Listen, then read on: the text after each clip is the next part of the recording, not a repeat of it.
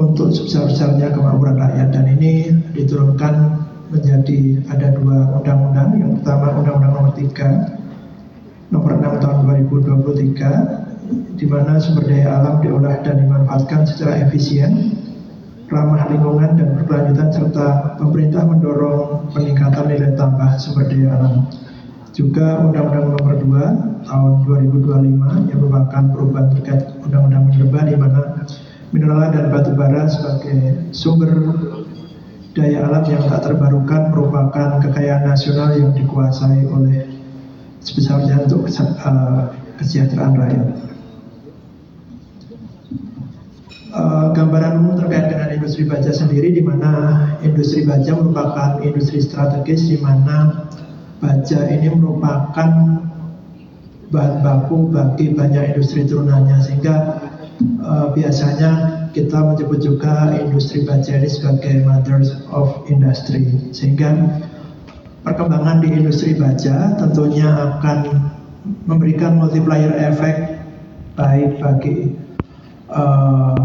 ekosistem di industri baja itu sendiri, tapi juga industri-industri lainnya yang menggunakan bahan baku baja ini sebagai bahan baku utama.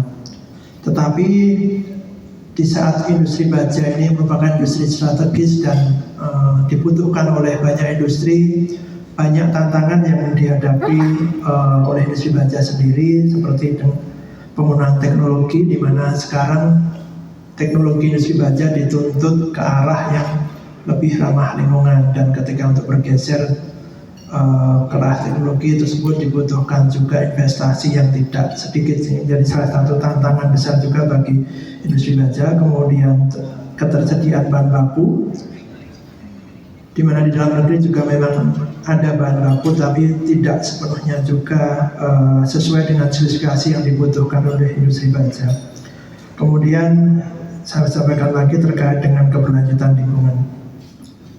Kemudian yang terakhir juga industri baja ini juga dihadapkan pada daya saing yang lebih tinggi, karena daya saing yang terjadi di industri baja ini akan berpengaruh juga terkait dengan daya saing di industri penggunanya. Ketika industri baja sebagai industri hulu tidak berdaya saing, maka akan berdampak pada daya saing industri penggunanya sendiri, seperti di industri otomotif, alat berat, alat pertahanan.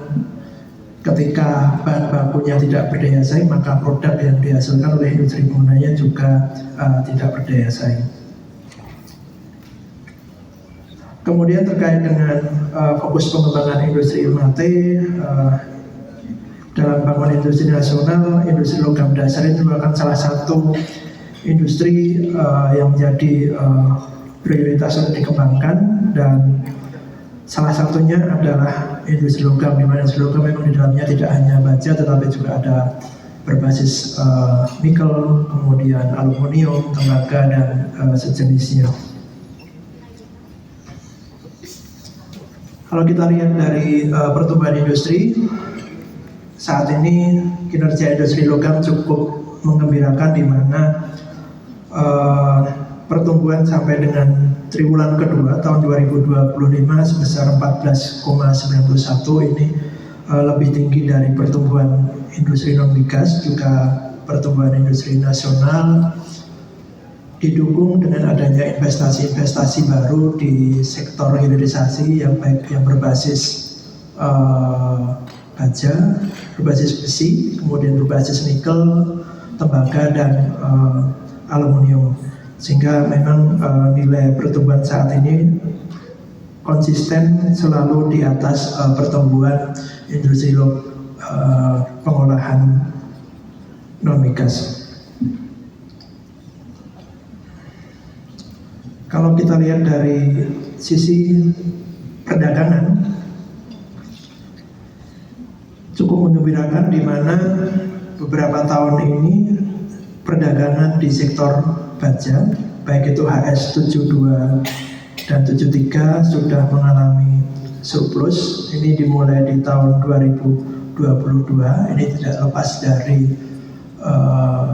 hilirisasi di nikel, yang salah satu produk yang dihasilkan adalah ferronikel, dan juga kalau terkait dengan baja yaitu terkait dengan stainless steel, sehingga cukup positif terkait dengan perdagangan. Kemudian juga di samping itu juga sudah di ekspor di sektor baja non stainless juga cukup besar, di mana beberapa waktu yang lalu Bapak Menteri juga melakukan pelepasan ekspor baja lapis ke Kanada dan Amerika. Kemudian disusul juga ekspor oleh PT Krakatau Steel produk CRC ini ke Spanyol dengan nilai yang cukup besar. Ini menunjukkan bahwa produk baja kita sudah diterima di pasar internasional, sehingga seharusnya tidak ada isu terkait quality maupun spesifikasi untuk memenuhi kebutuhan industri baja di dalam negeri.